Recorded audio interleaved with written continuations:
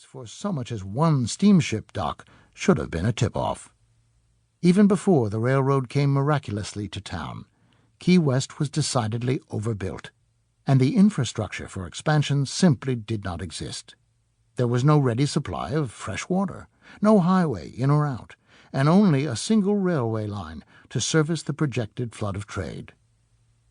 Instead of encouraging growth, there is evidence that the railroad's arrival actually encouraged some Key West residents to leave the far-flung island. At last, significant numbers of immigrants who had come from Cuba and other Caribbean islands in search of a better life had ready access to a larger world. A Sunday round-trip ticket to Miami went for $2.50, and many who made it that far north simply made up their minds to stay on the mainland. As effects of the Great Depression swept as far southward as Key West, the trickle of those moving northward became a flood.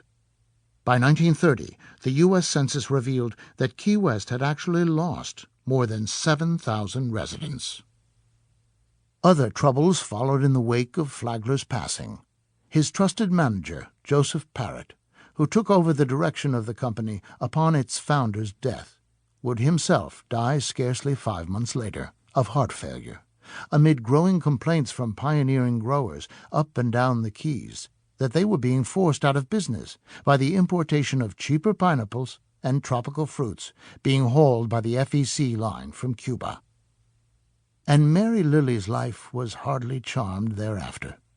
From 1913 on, she divided her time between Whitehall and New York, and in 1916 married an old friend, Robert Bingham, then an ambitious but struggling attorney in Louisville.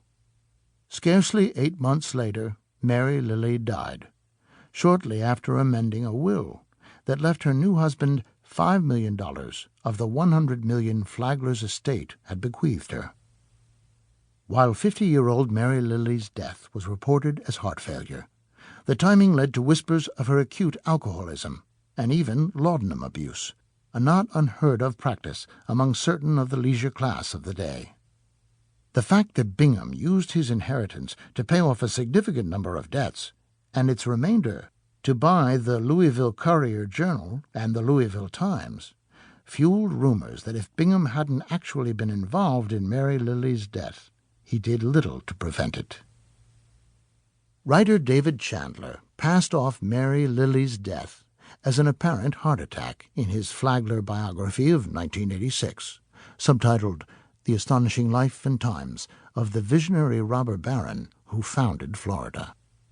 But by 1987 he had changed his mind. The Binghams of Louisville, a biography co-authored with his wife Mary Voles Chandler, argued that Bingham had clearly aided and abetted Mary Lily's death. By 1991, 3 more Bingham family retrospectives were published, with the last in the series, Susan Tift and Alex Jones's The Patriarch, going so far as to charge that Mary Lily had died of cardiovascular syphilis, a disease most likely contracted from Henry Flagler himself. Subsequent historians have dismissed such speculations as pure sensationalism, but it is a reminder that if Flagler truly had immortality in mind as he pressed ahead with the fight to complete the Key West extension, he should have understood the costs of such status. Even charges against the railroad sometimes grew to near outlandish levels.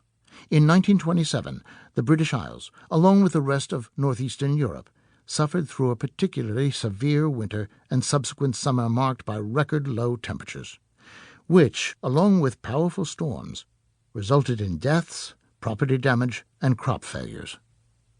Pre-El Niño-era scientists, seeking some plausible explanation for the calamities, pointed fingers all the way to the Florida Keys, where it was suggested the embankments and the bridges of the Key West extension had caused a permanent divergence in the flow of the Gulf Stream, the steady flow of warm water that originates in the Caribbean and runs all the way to the coasts of France and England, greatly ameliorating what would otherwise be forbidding climates. Despite their extreme nature, the complaints grew so shrill that the U.S. government was forced to commission a study to investigate the matter. No evidence was found that the Gulf Stream had been displaced, however, and by the following winter things had returned to normal in the European weather pattern.